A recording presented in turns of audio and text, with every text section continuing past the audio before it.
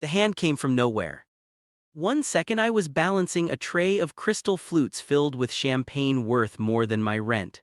The next, I felt the burning sting across my cheek so sharp it knocked my head sideways. The tray crashed. Glass exploded across the Italian marble like 1,000 tiny screams. "You filthy, clumsy bitch." Mrs. Choi's voice dripped with venom as she stood over me in her $10,000 gown, her manicured hand still raised. Around us, the entire Seoul philanthropic gala froze. 200 of Korea's wealthiest elites turned to stare at the poor African waitress bleeding from a cut on her palm, kneeling in champagne and shattered glass. My name is Amara, and this was supposed to be just another shift, just another night of being invisible to people who wouldn't notice me if I disappeared. But they didn't know what I was wearing under my black service uniform. A platinum engagement ring, hidden on a chain beneath my shirt, given to me 3 months ago by a man whose name makes grown men kneel. And he was standing in this room right now. If you want to know how a waitress became the most dangerous woman in Seoul, stay with me. And if you've ever been underestimated, humiliated, or made to feel small, subscribe because this story is for you. 6 months earlier, my life was completely different. I'd moved to Seoul from Nairobi with nothing but a dream and a suitcase. I spoke broken Korean. I had no family, no connections, no safety net. I worked 3 jobs just to afford a rooftop room in Itaewon that leaked when it rained.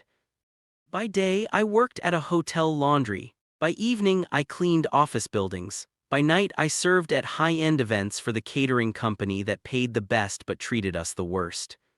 I was tired, always tired, but I told myself it was temporary. Then I met him. It wasn't romantic, it wasn't fate, it was a mistake. I was leaving a late-night shift at the Imperial Hotel when I saw a man slumped against a black sedan in the underground parking garage. His white shirt was soaked with blood, his breathing was shallow, his eyes were half-closed. I should have run, any sane person would have. But I'd grown up watching my mother care for strangers. Nursing was in my blood even if I never finished school, so I rushed over, my hands shaking as I pressed my scarf against the wound in his side. "Stay with me," I whispered in English, then fumbled through my terrible Korean. "Don't close your eyes."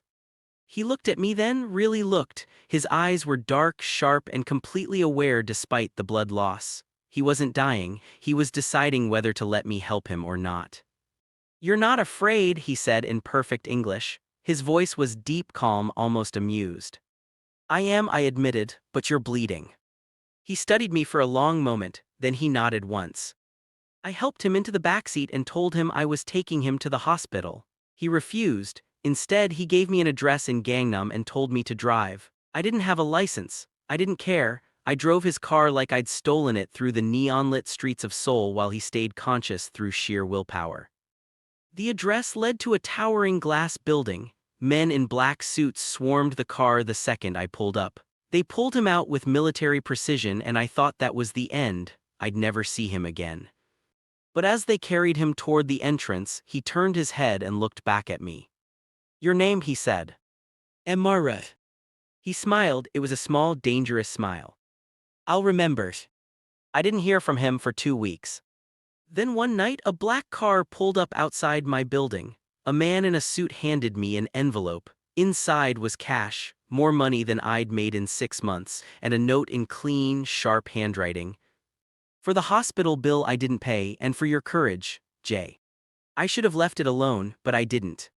I went back to the Imperial Hotel and asked around. No one would tell me anything, but I saw the fear in their eyes when I described the car, the man, the blood. One older security guard finally pulled me aside.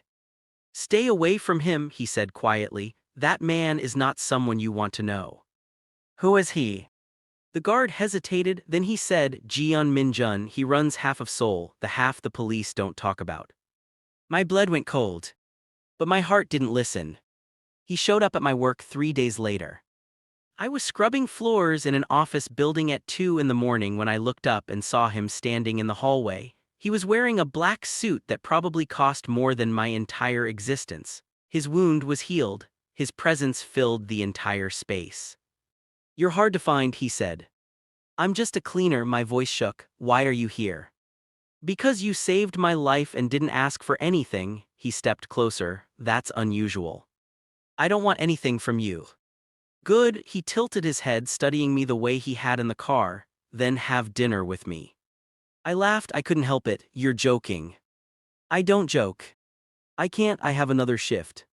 Not anymore, he pulled out his phone and made one call. 30 seconds later, my supervisor called me and told me I had the night off. Paid. I stared at him. What are you? Hungry, he said, and interested. That dinner changed everything.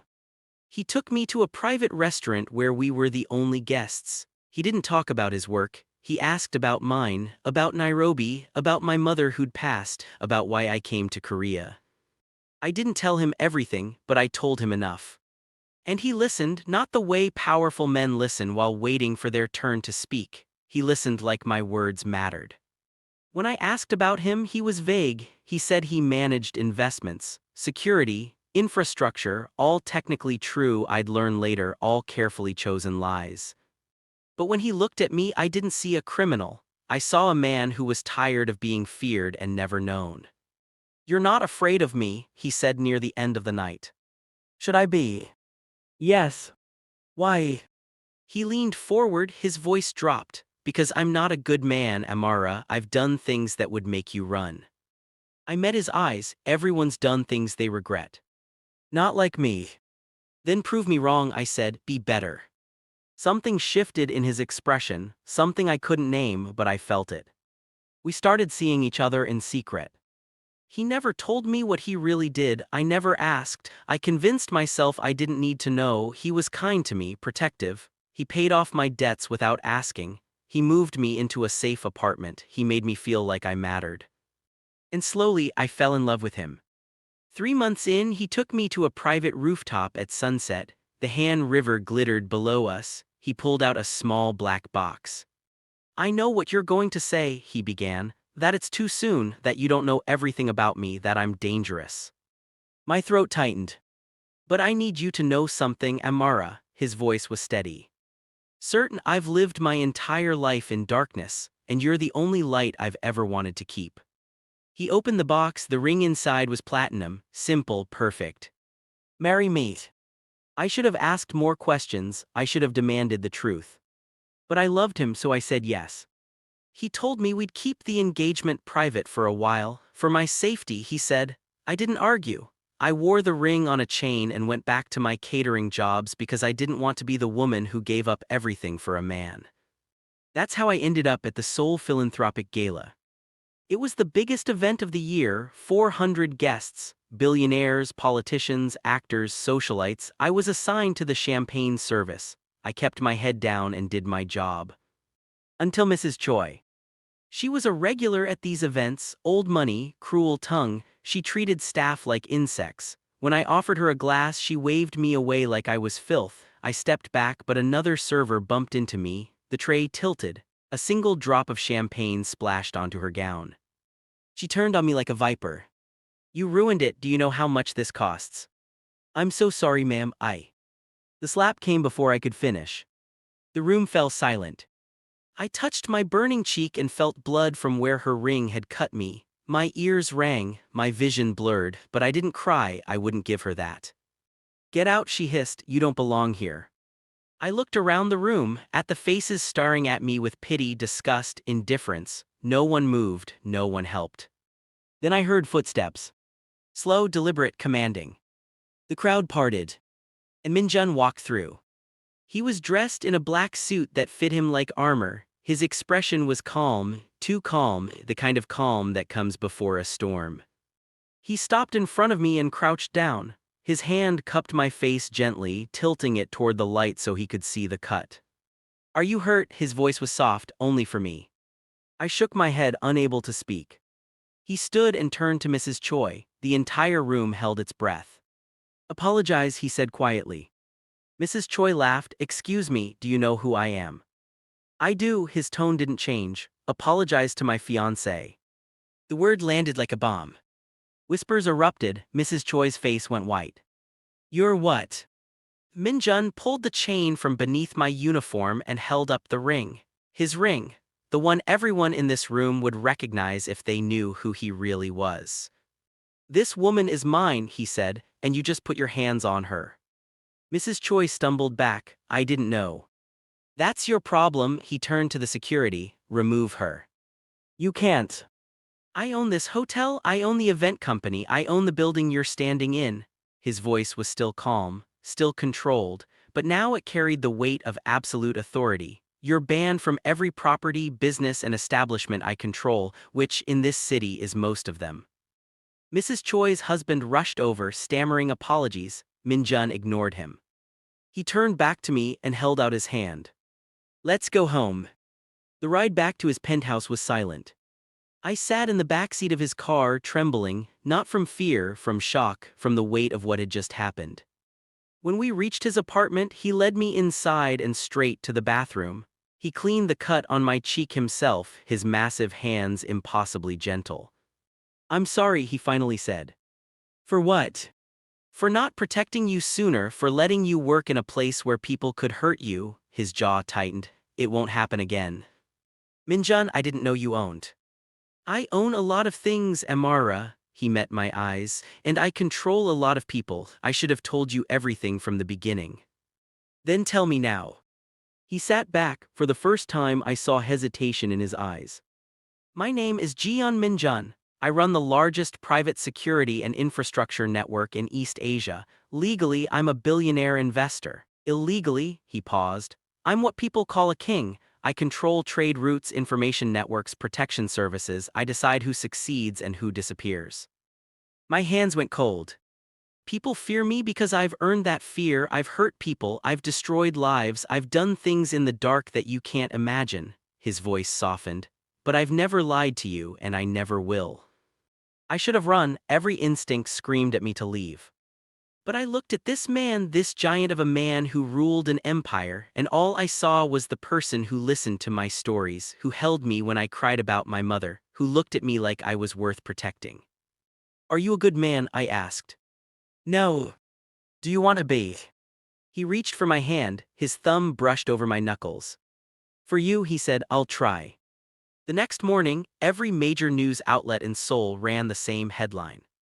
Jeon Min-jun publicly claims African fiancé at Gala, socialite banned. My phone exploded. My former coworkers called, strangers found my social media. The catering company fired me, terrified of retaliation. But Min-jun didn't flinch. He hired a security team for me. He held a press conference and confirmed our engagement. He shut down every negative article with a single phone call. And when Mrs. Choi's family tried to apologize and salvage their reputation, he refused to meet them. "Some people," he told me, "only learn through consequences." A month later, we were married in a private ceremony overlooking Seoul. It wasn't a fairy tale. I didn't become a princess. I became a partner to a man whose world was complicated, dangerous, and sometimes dark. But he kept his promise. He protected me, he respected me. And slowly he let me into the parts of himself he'd never shown anyone. I started a foundation for immigrant workers in Korea. He funded it without question. I pushed him to use his power for good. He listened. And when people asked me if I was afraid of him, I told them the truth. No, because he's more afraid of losing me. If this story reminded you that you're stronger than the people who underestimate you, drop a comment and let me know. And if you believe real love means seeing someone fully and choosing them anyway, hit that subscribe button, because there are more stories coming, and trust me, you won't want to miss them.